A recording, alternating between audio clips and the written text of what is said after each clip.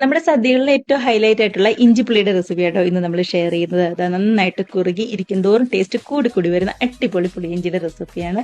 അപ്പോൾ റെഡിയാക്കി എടുക്കാനായിട്ട് 250 ഗ്രാം ഇഞ്ചിയാട്ടോ എടുത്തിരിക്കുന്നത്. തൊലിയൊക്കെ കളഞ്ഞ് ഇതേപോലെ പൊടിയായിട്ട് ഒന്നുകൊണ്ട് കൊത്തിയരിഞ്ഞ് വെച്ചിരിക്കുന്നതാണ്. അതിനുശേഷം ഒരു 2 വലിയ നാരങ്ങ വലിപ്പത്തിലുള്ള പുളി എടുത്ത് ചെറു ചൂടുവെള്ളത്തിലിട്ട് നന്നായിട്ടൊന്ന് കുതിരാനായിട്ട് വെച്ചിട്ടുണ്ട്. ഇനി റെഡിയാക്കി എടുക്കാനായിട്ട് വെളിച്ചെണ്ണ ചൂടായി വന്നതിലേക്ക് നമ്മൾ കൊത്തിയരിഞ്ഞ് വെച്ചിരിക്കുന്ന ഇഞ്ചി, അതേപോലെ തന്നെ 2 തണ്ട് കറിവേപ്പിലയും കൂടി ചെറുതായി ഇതേപോലെ നന്നായിട്ട് തന്നെ ഒന്നുകൂടെ മൊരിച്ച് കോരിയെടുത്ത് മാറ്റി വെക്കാവേ. ഒട്ടും തന്നെ കരിഞ്ഞു പോകാതെ പ്രത്യേകം ശ്രദ്ധിക്കണേ. ഇതിലേക്ക് കടുകും അതേപോലെ തന്നെ വറ്റൽമുളകും കുഞ്ഞുള്ളി ചെറുതായിട്ട് കട്ട് ചെയ്തും പച്ചമുളകും കൂടി ചേർത്ത് കൊടുക്കുന്നുണ്ട്.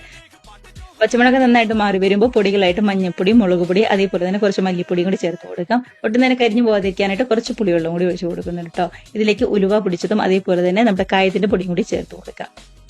നന്നായിട്ടൊന്ന് മിക്സ് ചെയ്തിട്ട് നമ്മൾ റെഡിയാക്കി പിഴിഞ്ഞ് വെച്ചിരിക്കുന്ന പുളിവെള്ളവും കൂടി ചേർത്ത് കൊടുക്കാം. മധുരത്തിനായിട്ട് ഒരു 3 അച്ച് ശർക്കരയും കൂടി ചേർത്ത് കൊടുക്കുന്നുണ്ട്. ശരിക്കും തിളച്ച് ശർക്കരയൊക്കെ നന്നായിട്ട് ഒരുക്കി വരുമ്പോൾ നമ്മൾ ഫ്രൈ ചെയ്ത് വെച്ചിരിക്കുന്ന ഇഞ്ചിയും കൂടി ചേർത്ത് കൊടുക്കാം. ലാസ്റ്റായിട്ട് ഒന്നുള്ള ഉപ്പും കൂടി ചേർത്ത് നന്നായിട്ട് തന്നെ തിളച്ചൊന്ന് കുറുകി വന്നു കഴിഞ്ഞാലുണ്ടല്ലോ നല്ല സൂപ്പർ ടേസ്റ്റുള്ള പുളിയിഞ്ചി ഇവിടെ റെഡി ആയിട്ടുണ്ട്.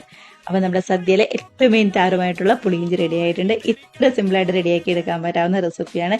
ഇരിക്കും തോറും ടേസ്റ്റ് കൂടി കൂടി വരികയുള്ളൂ. ട്രൈ ചെയ്ത് നോക്കി കമന്റ്സ് ഒക്കെ മറക്കാതെ അറിയിക്കണേ.